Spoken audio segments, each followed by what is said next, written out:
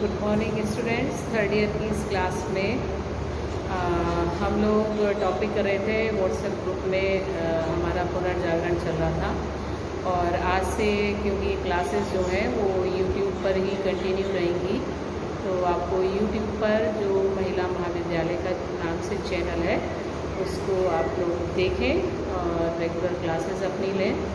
तो पुनर्जागरण काल की विशेषताएं हमने कंप्लीट कर ली थी।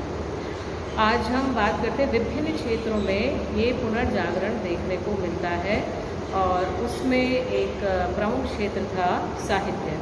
कला और साहित्य के क्षेत्र में भी पुनर्जागरण जो है वो हुआ था। तो आज हम बात करते हैं साहित्य के क्षेत्र में हुए पुनर्जागरण की। आप देखो, ये माना जाता है कि साहित्य समाज का दर्पण होता है। साहित्य में जो कुछ लिखा जाता है वो कहीं ना कहीं हमारे जीवन से लिंक्ड होता है। तो पुनर्जागरण काल में जो साहित्य की रचना हुई उसमें किस तरह के परिवर्तन देखने को मिलते हैं, आज इस पर ही हम चर्चा करेंगे। तो सर्वप्रथम तो आप देखिए, जो साहित्य था उसके जो टॉपिक थे आपको याद हो, हम लोगों ने जो भारतीय पुनर्जागरण है उसको थोड़ा बहुत आई थिंक राजस्थान हिस्ट्री में शायद देखा था। हाँ, जब दयानंद सरस्वती जी वगैरह के बारे में हमने पढ़ा था, तो जो सोशल चेंजेस हुए, इकोनॉमिकल एंड पॉलिटिकल चेंजेस हुए थे उसके बारे में पढ़ा था। नाउ अब जो हम साहित्य की बात करते हैं तो आप देखिए कि हमारे भारत में भी यदि प्राचीन समय का हम देखें साहित्य, तो उसकी विषय वस्तु जो थी वो डिपेंड किस पर थी? धार्मिक विषयों। साहित्य का क्षेत्र हो, कला का क्षेत्र हो, धर्म ही प्रमुख विषय माने जाते थे। और सेम जैसा अभी हमने जितना भी इसको सेकंड पार्ट को करा है वर्ल्ड हिस्ट्री को, तो उसमें मैंने आपको यही बताया था कि वहाँ पर भी धर्म का प्रभाव काफ़ी अधिक था और चर्च के माध्यम से जो कुछ कहा जाता था उसको स्वीकार किया जाता था। अब साहित्य जो लिखा जाता था स्वाभाविक है उसमें भी ईसाई धर्म, चर्च, पोप, पादरी आदि से संबंधित बातें ही उसमें लिखी जाती थी। स्वर्ग है, नर्क है, ये लोग, परलोक, ये सारे टॉपिक्स जो हैं वो विषय वस्तु थी लिटरेचर की यूरोप में भी। अब परिवर्तन आने लगे और वो परिवर्तन क्या थे? विषय वस्तु में परिवर्तन होने लगा। आपको एक विचारधारा बताई थी पेट्रार्क, जिसके प्रवर्तक थे मानववादी विचारधारा, और उस विचारधारा के कारण काफ़ी चेंजेस हमें देखने को मिलते हैं। मानववादी विचारधारा में मानव के विषय में सोचना, मानव के इस लोक के बारे में, इस लोक को सुखी समृद्ध बनाना, ये बात मैंने आपको बताई थी। अब देखो, पुनर्जागरण से पहले की यदि हम बात करें, जो यूरोप में साहित्य लिखा जाता था उसकी मुख्य विषय वस्तु क्या होती थी? धर्म। उसकी मुख्य भाषा क्या थी? लैटिन, रोमन और यूनानी और लैटिन भाषा में साहित्य ज़्यादा लिखा गया। फिर कुछ नई भाषाओं का आविर्भाव हुआ, जिनमें रोमन, जो भीतरी भागों में जिन भाषाओं का उदय हुआ, जिनमें फ्रेंच, इटालियन आदि लैंग्वेजेस थी, वो रोमन्स भाषाओं में आई। और जो उत्तरी पार्ट्स में आपके नॉर्थ पार्ट में जो आपकी भाषाएं डेवलप हुई वो जर्मनिक भाषाओं के नाम से जानी जाती हैं। तो इस तरह से ये नई भाषाएं जो थी वो प्रचलित हुई। अब साहित्य में क्या लिखा है, साहित्य में क्या समझाना चाहता है, साहित्य किस प्रकार की शिक्षा देना चाहता है, ये कब पता चलेगा? जब आप उस साहित्य का अध्ययन करेंगे। और आप साहित्य का अध्ययन करने में कब सक्षम होंगे? जब वो साहित्य आपको अपनी भाषा में मिला। तो स्वाभाविक है हमारी अपनी भाषा, जो हमारी मदर टंग होती है, वो हमारे लिए अध्ययन करने के लिए भी, समझने के लिए भी महत्वपूर्ण होती है। तो यूनानी और लैटिन भाषा जो थी वो आम भाषा नहीं थी, आम बोलचाल की भाषा नहीं थी। अब ये जो जर्मनिक एंड रोमन भाषाएं, रोमन्स भाषाएं जो डेवलप हुई, इनमें क्षेत्रीय भाषाएं या मातृभाषा जो थी उसका उद्भव होने लगा और साहित्य का सृजन भी उसी में किया जाने लगा। लोगों ने उन चीज़ों को पढ़ा, समझा और एक नवीन जागृति साहित्य के माध्यम से लोगों में आई और ये पुनर्जागरण का एक महत्वपूर्ण परिवर्तन, एक महत्वपूर्ण विशेषता के रूप में हम ले सकते हैं। अब साहित्य विभिन्न भाषाओं में लिखा गया, अलग अलग देश, उनकी अलग अलग भाषाएं। हम लोग एक चीज़ पर पहले भी चर्चा कर चुके हैं कि पुनर्जागरण पर लेंदी क्वेश्चन आता है, इटली में ही सर्वप्रथम पुनर्जागरण क्यों हुआ? इसका मैंने आपको शॉर्ट में आंसर भी बताया था। इटली जो है सबसे ज़्यादा धनी और समृद्ध देश था। पुनर्जागरण के लिए जो कंडीशंस चाहिए वो सारी कंडीशंस वहाँ पर अवेलेबल थी और इसीलिए सर्वप्रथम पुनर्जागरण इटली में हुआ। अब चूँकि पुनर्जागरण पहले इटली में हुआ तो स्वाभाविक है कि साहित्य के क्षेत्र में जो परिवर्तन हमें देखने को मिले वो भी सर्वप्रथम इटली में ही थे। तो आप फर्स्ट हेडिंग डालेंगे इटालियन साहित्य, इटालियन लिटरेचर या इतावली साहित्य। ठीक है, इसमें आप देखिएगा दो महत्वपूर्ण साहित्यकार हुए, दांते और पेट्रार्क। आपने एक कृति का नाम सुना होगा जो मेरे साल के अभी थर्ड ईयर के एग्ज़ाम देंगे स्टूडेंट, आज आई थिंक हिस्ट्री का ही पेपर है बट फर्स्ट पार्ट है। तो मैंने उनको बताया भी था कि 2 नंबर के लिए डिवाइन कॉमेडी या दांते ये तैयार आपको करना है, क्योंकि दांते जो इटालियन साहित्यकार था ये उसकी प्रसिद्ध कृति है डिवाइन कॉमेडी। अब देखो दांते की मातृभाषा जो थी वो थी तुस्कानी। ठीक है, दांते की मातृभाषा थी तुस्कानी और उसने अपनी इस प्रसिद्ध रचना का कृति का जो लेखन किया, जो कृति की रचना की वो तुस्कानी भाषा में ही उसने की थी। अब जो तुस्कानी भाषा थी उसमें जब ये लिखा गया तो लोगों ने इसको पढ़ा, ज़्यादा से ज़्यादा लोग जो तुस्कानी बोलते थे उन्होंने इसका अध्ययन किया और इस डिवाइन कॉमेडी के माध्यम से जो संदेश दांते देना चाहता था उसको उन्होंने इजीली समझा। देखिए जनरली मैसेज वही था कि जो रूढ़िवादिता, जो अंधविश्वास, जो दकियानूसी ख्यालात उस समय प्रचारित किए गए थे और उससे लोगों के दिमाग पर एक इस तरह का आवरण छा गया था कि वास्तविकता उससे काफ़ी परे थी। अब उस वास्तविकता के दर्शन ये हमारे जो साहित्यकार थे वो आम जनता को करा रहे थे, उनकी अपनी भाषा में साहित्य का सृजन करके। डिवाइन कॉमेडी एक प्रसिद्ध रचना मानी जाती है और इसके साथ साथ या इसके अलावा दांते ने कुछ गंभीर रचनाएं भी लिखी। उन गंभीर रचनाओं के आप नाम लिखेंगे द मोनर्शिया, द वल्गरी इलोक्योशिया, द वल्गरी इलोक्योशिया। ये उसकी गंभीर भाषाएं हैं जो उसने लैटिन भाषा में लिखी थी।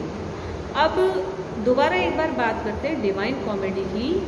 जो डिवाइन कॉमेडी रचना है दांते की, असल में उसमें क्या बात है कि जैसा कि ये तो कॉमेडी से क्लियर ही हो जाता है, कुछ हास्य व्यंग इसमें दांते द्वारा दिए गए हैं।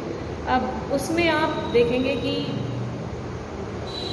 जो हम स्वर्ग नरक की बात करते हैं, जनरली उस समय में भी चर्च के माध्यम से बार बार लोगों को इस तरह का भय बनाया गया था। मैंने आपको बताया भी है कि आप जो भी कमा रहे हैं, जो आपकी अर्निंग है, उसमें से काफ़ी सारा हिस्सा आपको चर्च को कर के रूप में देना पड़ता था।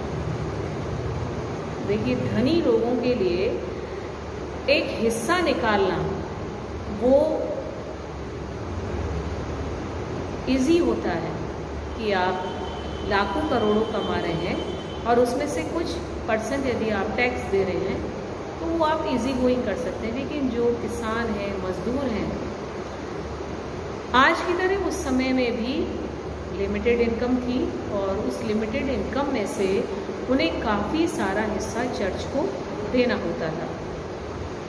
नहीं देने पर यही बात कही जाती थी कि यदि आप ऐसा नहीं करेंगे, चर्च की अवज्ञा करेंगे, तो आपको मोक्ष प्राप्त नहीं होगा। धर्म के नाम पर भय क्रिएट किया जा रहा था, लोगों में एक अजीब सा टेरर था और उसी टेरर की वजह से वो चर्च की हर बात को एक्सेप्ट करते थे। तो जहाँ स्वर्ग नरक की बात आती है, कहा भी जाता है यदि आप अच्छे कर्म करेंगे तो आपको स्वर्ग की प्राप्ति होगी और यदि आप बुरे कर्म करेंगे तो नरक की प्राप्ति होगी। तो जीवात्मा जब मृत्यु के पश्चात शरीर छोड़ती है तो उसकी स्वर्ग और नरक की काल्पनिक यात्रा का विवरण द डिवाइन कॉमेडी में दांते ने किया है। फिर उसकी ये गंभीर रचनाएं थीं और अपनी इन रचनाओं के माध्यम से दांते ने लोगों को विभिन्न संदेश दिए और उनको जागरूक करने का कार्य किया।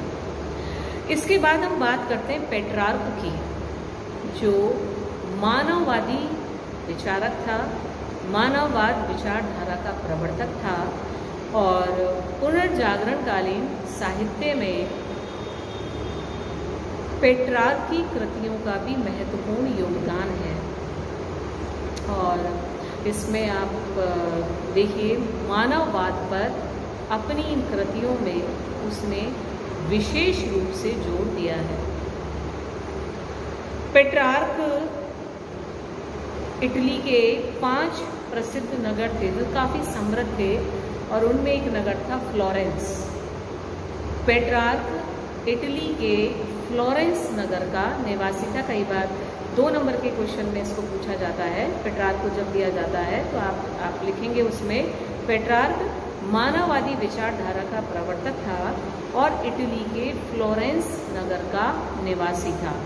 तो ये आप याद रखिएगा, पेट्रार्क फ्लोरेंस का निवासी था और उसे जो यूनानी और लैटिन साहित्य है उसमें विशेष रुचि थी और इसलिए उसने उनका काफ़ी गहन अध्ययन किया था। आपने सोनेटो पढ़ा होगा, जिनके पास इंग्लिश लिटरेचर है। ये 14 पंक्तियों का एक गीत है, सोनेटो। और पेट्रार्क के ये 14 पंक्तियों के गीत या सैनेटो या सैनेटो अलग अलग लिखा आता है, तो यू कैन स्पेल सैनेटो। तो ये उसके विश्व विख्यात माने जाते हैं, सैनेटो। और इसके अलावा उसने अफ्रीका नामक एक लंबा गीत भी लिखा था। अफ्रीका नामक एक लंबा गीत भी उसके द्वारा लिखा गया था। उसके द्वारा फैमिलियर लेटर्स भी लिखे गए जो स्पेशली मूर्ति पूजक लेखक थे, उनके बारे में यहाँ उसने अपने विचार व्यक्त किए हैं। तो ये बात हो गई दांते की और पेट्रार्क की। अब इसके बाद हम बात करते हैं बोकाचियो। बोकाचियो भी इटली का एक प्रसिद्ध लेखक और साहित्यकार था और ये पेट्रार्क का शिष्य भी था और उसका साथी भी था। स्वाभाविक है, शिष्य और साथी था, तो पेट्रार्क के जो विचार थे उन्होंने बोकाचियो को काफ़ी प्रभावित किया था। बोकाचियो द्वारा भी काफ़ी महत्वपूर्ण रचनाएं पुनर्जागरण काल में लिखी गई और बोकाचियो की जो सर्वश्रेष्ठ रचना मानी जाती है, वो सर्वश्रेष्ठ रचना है उसकी डेकामेरन। लिखिएगा इसको, बोकाचियो की सर्वश्रेष्ठ रचना है डेकामेरन। ठीक है, ये एक प्रकार से कई सारी स्टोरीज़ हैं और उन स्टोरीज़ का संकलन ये डेकामेरन है। और इसके अलावा और भी इटली के कई प्रसिद्ध लेखक और साहित्यकार हुए जिन्होंने पुनर्जागरण काल में साहित्य की रचना की और अपने साहित्य के माध्यम से लोगों को जागरूक करने का कार्य किया। अब नेक्स्ट ये हो गया आपका इटालियन साहित्य। अब आप लिखेंगे फ्रेंच साहित्य या फ्रांसीसी साहित्य। फ्रांसीसी साहित्य। अब इस संपूर्ण पुनर्जागरण काल में जो फ्रांसीसी साहित्यकार थे उन्होंने भी अपना योगदान दिया और उनमें से अधिकांश साहित्यकार जो थे उन्होंने फ्रेंच लैंग्वेज में ही अपने साहित्य की रचना की। देखिए उद्देश्य क्या था, चाहे वो इटालियन साहित्यकार हों, चाहे फ्रेंच साहित्यकार हों या इंग्लिश हों, उनका पर्पस एक ही था, लोगों को जागरूक करने का। अंधविश्वास, रूढ़िवादिता, गलत परंपराएं जो उस समय प्रचलित थी उनके विरुद्ध एक मुहिम थी इन साहित्यकारों की। अब फ्रांस में भी कई प्रख्यात साहित्यकार हुए जिनमें रेबेलास, बिलो और फ्रायर्स्ट ये महत्वपूर्ण साहित्यकार माने जाते हैं। इनमें जो रेबेलास है उसने फ्रेंच भाषा में एक महान ओजस्वी ग्रंथ की रचना करी। उस ग्रंथ की रचना का नाम है महान गरगंतुआ का महान शासन। महान गरगंतुआ का महान शासन। स्पेशली इसमें एजुकेशन एंड पॉलिटिक्स पर विशेष जोर दिया गया है और उससे एक तरह से हम ये कह सकते हैं टीका है, राजनीति और शिक्षा पर लिखी गई ये एक टीका है, महान गरगंतुआ का महान शासक। इसी प्रकार से आप देखिए इन्होंने धर्म के क्षेत्र में सुधार के कार्यों को भी अंजाम दिया और अपने रचनाओं के माध्यम से धार्मिक जो रूढ़िवादिता थी, जो अंधविश्वास थे, उनको दूर करने का प्रयास किया गया था। अब इसके बाद आप लिखेंगे इंग्लिश लिटरेचर, आई मीन अंग्रेजी साहित्य। और अंग्रेजी साहित्य जैसे आप लोगों को पता होगा कि ब्रिटिश साम्राज्य जो था वो काफ़ी विशाल था। ब्रिटिश एम्पायर के बारे में कहा जाता है कि ब्रिटिश एम्पायर में कभी सनसेट नहीं होता। Is it possible? Yes, it was possible because उनका इतना विशाल साम्राज्य था। यदि इंडिया में सूर्य अस्त होता था तो इंग्लैंड में उदित हो जाता था और पूरा साम्राज्य इंग्लिश साम्राज्य था। तो ऐसी स्थिति में उनका, क्योंकि एक बहुत बड़ी कॉलोनियल स्टेट थी एस्टेब्लिश्ड बाय ब्रिटिशर्स, और उस कॉलोनियल स्टेट में यदि एक उनके राज्य में या उनकी कॉलोनी में सूर्य अस्त होता था तो दूसरे में सूर्य उदित हो जाता था। इसलिए ये कहावत प्रचलित थी कि ब्रिटिश एम्पायर में कभी सनसेट नहीं होता। लेकिन उनकी अपनी कोई लैंग्वेज डेवलप नहीं हो पाई थी। ये ब्रिटिशर्स के लिए काफ़ी अपमान वाली बात थी, इतना बड़ा साम्राज्य और अपनी कोई लैंग्वेज नहीं। तो उन्होंने अपनी एक लैंग्वेज बनाई जिसे अंग्रेजी भाषा या इंग्लिश लैंग्वेज के नाम से ही जाना जाता है। और फिर अंग्रेज लोग भी अंग्रेजी भाषा में साहित्य की रचना करने में पीछे नहीं रहे और विभिन्न प्रसिद्ध साहित्यकार हुए हैं। और उन साहित्यकारों में आपने नाम भी सुना होगा, शेक्सपियर हैं, थॉमस मूर हैं, जिन्होंने महान ग्रंथों की रचना की।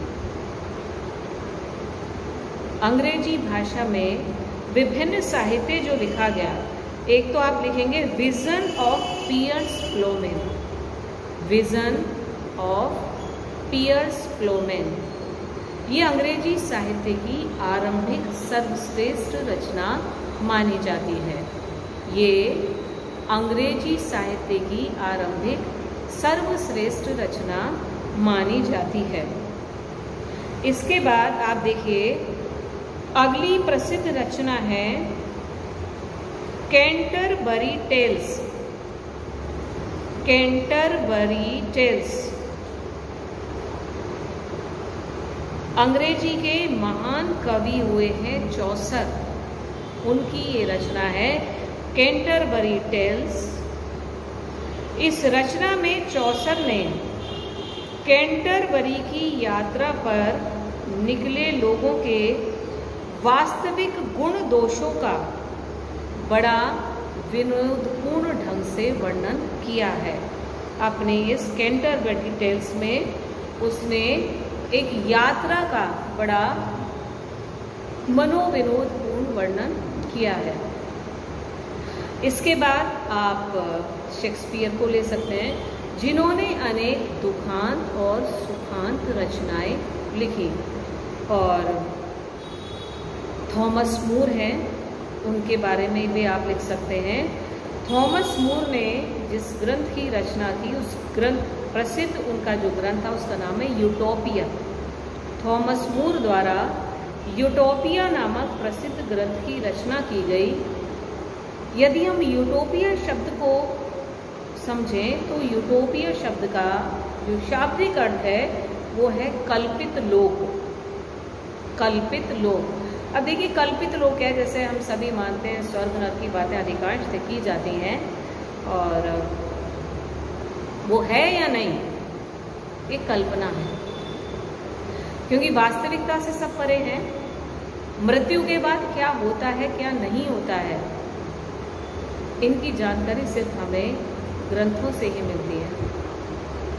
तो जैसा भी मैंने आपको बार बार रिपीट करा है कि चर्च के माध्यम से बार बार उसी कल्पित लोक के बारे में लोगों को बताया जाता था।